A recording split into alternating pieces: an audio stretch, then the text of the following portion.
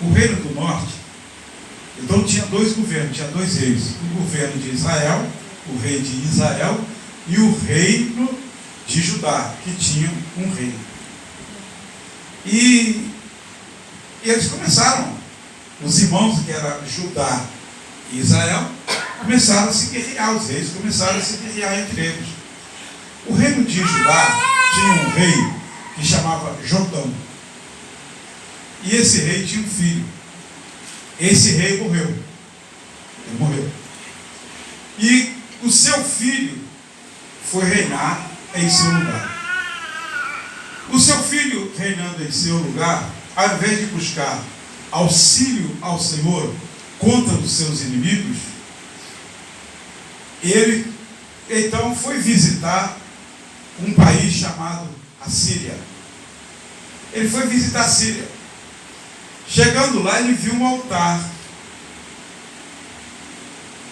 Ele viu um altar. E esse rei gostou muito daquele altar. Gostou muito daquele altar. E o rei quis imitar o altar. Quis fazer um altar. Mas, na terra dele, em Jerusalém, tinha um altar. No templo do Senhor, tinha um altar. Não era tão bonito como ele viu lá, mas era um altar. E entre uma coisa e outra, a história não diz o que aconteceu. Samaria também tinha um igual. Samaria tinha um altar igual, idêntico. E ele disse: eu quero um altar desse lá na minha terra. Eu quero um altar desse lá, porque esse altar é muito bom, é muito lindo. E eu vou agradar o rei também, porque eu vou copiar o altar, eu vou agradar o rei. E nós vamos ser amigos. Ele vai me ajudar a sair da mão dos vários inimigos. Vai guerrear comigo. Talvez esse fosse o pensamento dele, um pensamento político. E ele então chamou o sacerdote verdadeiro, que estava no templo do Senhor. Ele chamou o sacerdote e deu a planta todinha para o sacerdote. Se fosse hoje, ele tirava o zap ali, a foto, né? E mandava a foto. Está vendo esse altar? Eu quero um altar igualzinho a esse aqui. Ele copiou o altar, ele fez todas as coisas do altar e fez todos os detalhes, que não me falte nada. Faz esse altar. E deu ordem ao sacerdote. Ele tinha que ser feito, porque se o sacerdote não fizesse, o sacerdote ia morrer. E o sacerdote então deu ordem para que aquele altar fosse construído. E ele fez o altar bonitinho, idêntico, tudo bonito. E ele colocou o altar, e ele falou assim, ele pegou o altar e falou assim: agora você vai pegar o altar, aquele altar verdadeiro que está no templo. Você pega esse altar, tira de lá e coloca esse altar que você fez, esse altar que você trouxe. Esse altar que eu gostei mais desse altar. Leva para lá, porque esse altar aqui tem praticidade, esse altar tem novidade, esse altar aqui fica muito mais fácil a pessoa sacrificar aqui. Esse altar que está aqui, com esse mar de vidro, com essas coisas aqui, eu não quero esse altar não. Coloca esse altar, mas não joga fora. Coloca na porta do norte. E depois eu vou pegar esse altar, porque de repente eu preciso de algum conselho. E o conselho verdadeiro eu só vou ouvir através desse altar, quando eu sacrificar nesse altar. Mas faz o seguinte: vamos fazer uma transformação desse altar. Tira essas arestas, tira as rebarpas, tira as rendas, tira o mar de vidro, tira tudo. Vamos transformar, porque esse altar agora é meu. O mais engraçado é que o Senhor não repreendeu ele nessas atitudes dele. Deus não repreendeu. Deixou ele vir fazer. No final da vida que ele fez as contas. Mas o povo sofreu. Antes de ler o texto, eu quero dizer aos irmãos o seguinte: irmãos, temos que ter muitos cuidados com a praticidade do Evangelho, a facilidade do Evangelho, para os sacrifícios que estão fazendo hoje perante a Deus, em cima de um altar de mentira, de um altar copiado do mundo. O mundo tem vários altares. Tem altares da prostituição. Tem pessoas que precisam ser libertas veementemente dessas coisas. Tem pessoas que trazem isso para dentro do seu casamento. O altar da promiscuidade, da inveja. Esses altares da vaidade, os altares da homofobia, vamos falar assim, né, no sentido geral. Esses altares têm que ser tirados do seio da igreja.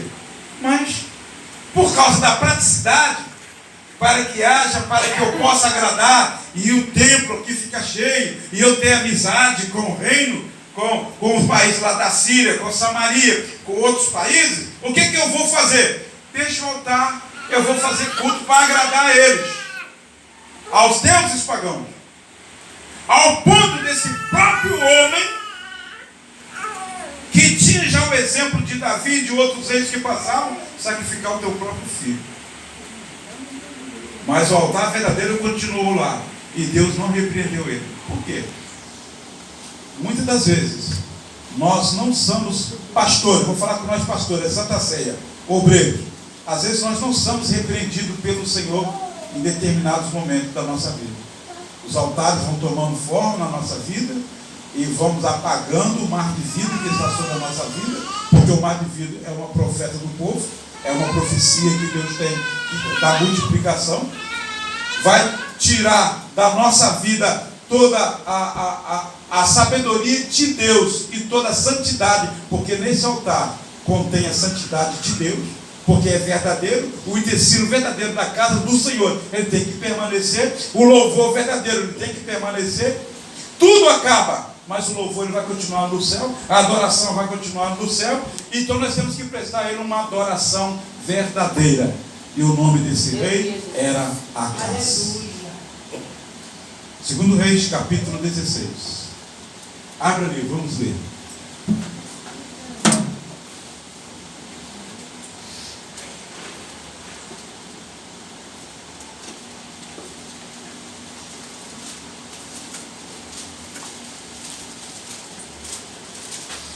Aleluia, Jesus.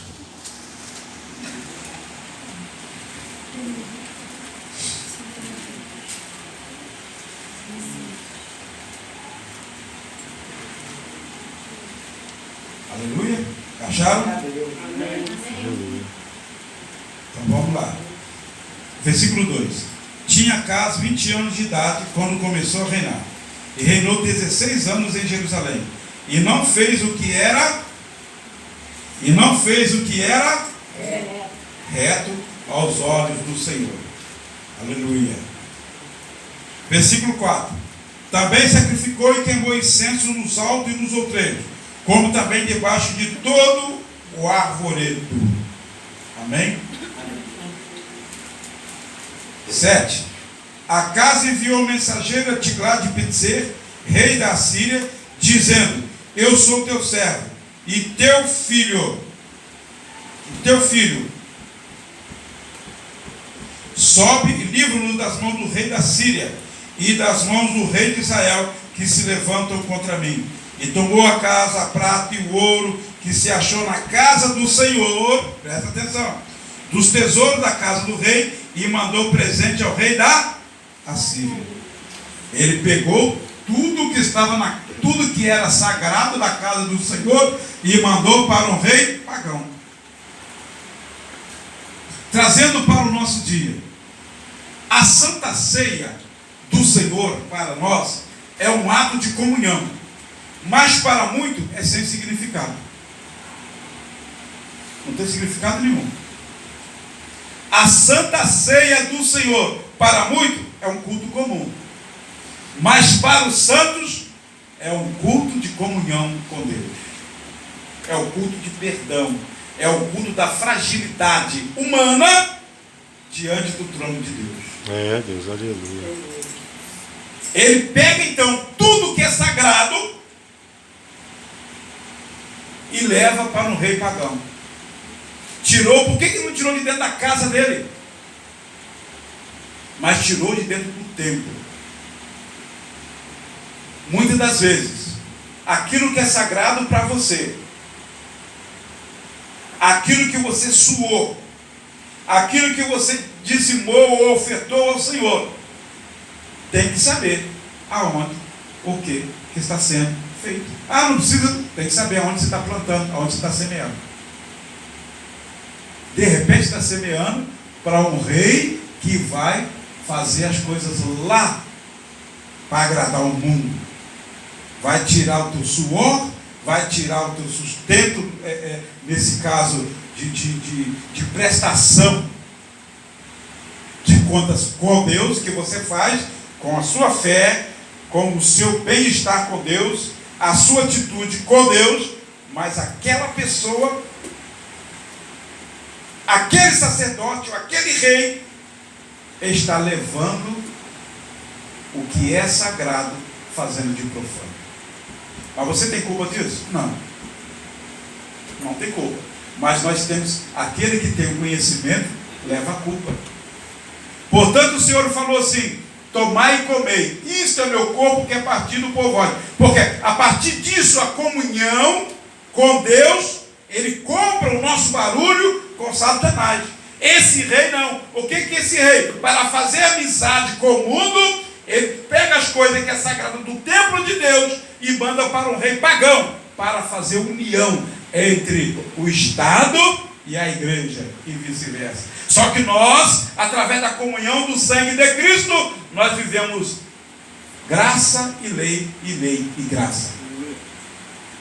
A lei de Deus que estabelece o nosso caminho, a lei de Deus que estabelece o nosso proceder, a lei de Deus que estabelece a nossa comunhão, é a lei de Deus que faz nos andar em caminho reto, é a lei de Deus que faz nos brilhar, porque nós somos o sal da terra e a luz do mundo. Essa é a verdadeira lei. A lei de Deus que diz: atentamente ouvir a voz do Senhor teu Deus, e tendo cuidado de andar nos seus caminhos, todas essas bênçãos virão sobre ti e te alcançarão. Mas essa mesma lei, ela fala no mesmo capítulo, num versículo mais à frente, que diz: bênçãos e maldições. E esse homem vai, pega o que é sagrado e leva para o rei. Tirou tudo, a prata e o ouro que estava na casa do Senhor, e ele então levou ao rei da Síria. E o rei da Síria lhe deu ouvidos, pois o rei da Síria subiu contra Damasco e tomou e levou o povo para Quir e matou. Olha só, além dele pegar as coisas que é sagrado, olha o que acabou acontecendo. Mas o que me chamou a atenção aqui foi o que nós vamos ler agora. Vamos agora no versículo 10, que diz assim: então o rei Acaz foi a Damasco, encontrar-se com o rei, que chama-se Tiglat-Pileser, rei da Síria. E vendo o altar que estava em Damasco, o rei Acaz enviou o sacerdote Urias a semelhança do altar, o modelo conforme a sua obra. Enviou para ele. Olha que altar lindo. Aí versículo 11. Aí o sacerdote Urias edificou o altar conforme tudo que o rei Acaz mandou, tinha ordenado. Aí isso ele fez antes que o rei Acaz viesse de Damasco. Quando o rei Acaz, versículo 12, quando o rei Acaz chega e viu o altar, o rei se alegrou tanto e sacrificou nele. Só que era um altar pagão. E muitas das vezes a igreja de Cristo hoje está erigindo altar dentro do mundo para compactuar com o que tem no mundo, para encher a igreja, para encher ego de pessoas, para a rede social, para dizer que são melhores, enfim, não vamos julgar. Mas é a palavra de Deus que diz essas coisas. Aí ele pega o altar, aí o versículo 14, aí o versículo 13 diz: e queimou o holocausto e a sua oferta de manjares, derramou sua libação e espargiu o sangue do seu sacrifício pacífico naquele altar. Ao versículo 14: porém o altar de cobre que estava perante o Senhor tirou diante da casa, de entre o seu altar e a casa do Senhor, e pôs-lo do lado do altar da banda do norte. E o rei Acaz mandou Urias, o sacerdote, dizendo: no grande altar queima o holocausto da manhã, como também a oferta de manjares da noite, e o holocausto do rei, e a sua oferta de manjar e o holocausto de todo o povo da terra, e a sua oferta de manjar, e a sua oferta de bebida, e todo o sangue do holocausto, e todo o sangue do sacrifício, e aspergirá nele. Bom, resumindo, eu fiz 2 altares. Um altar é para o povo. Esse altar aqui é do povo, é do povão. Esse altar é meu. Esse altar é meu. Esse altar que estava na casa do Senhor, ele é meu. Porque eu preciso pedir oráculo. Eu preciso. Esse aqui é do povão. Sacrifício da tarde, da noite, é do povão. Deixa o povão aí. Sacrifica aí. Esse aqui é meu em particular. Não acontece isso a mesma coisa hoje? É a mesma coisa. O povo, os membros não participam da mesa do pastor. Jesus sentado ele disse assim: tomai e comei, isto é meu corpo que é partido por vós, fazer isso em memória de mim. Pois semelhantemente, quando vocês partirem o pão e beberem dentro de casa, anunciais a vida do Senhor, ou anunciai a mim, até que eu venha. Ele não pregou nenhum tipo de divisão. Ele pregou que tudo que estava acontecendo ali iria continuar no céu. Aquela mesa da Páscoa tinha tudo ali. Tinha, eu creio que tinha carne, tinha peixe, tinha pão, tinha muito vinho, tinha tudo, porque era Páscoa. E eles celebravam assim, com muita comida, com muita comilança. Era comilança. Aí Jesus olhando aquilo, sentado com eles, comilando, comendo aquilo, tal, muita fruta. Jesus falou, parou, pegou o pão e disse: para. Alemai, cantarabá. Aleluia. Este aqui é o meu corpo. Glória a Deus. Está vendo essa ceia que vocês estão fazendo aqui? Meu Deus. Vocês vão celebrar comigo lá no céu. Aleluia. Porque aqui na terra vocês vão celebrar só isso aqui, ó. O pão, que é o meu corpo, e o vinho, que é o meu sangue. Aleluia. A festa vai acontecer no céu, quando o noivo arrebatar a sua noiva. Aleluia. Não existe separação de altares. Jesus não coloca um altar para o santo e para o profano. Não, Jesus é santo, santo, santo, santo. Aleluia. Oh, glória.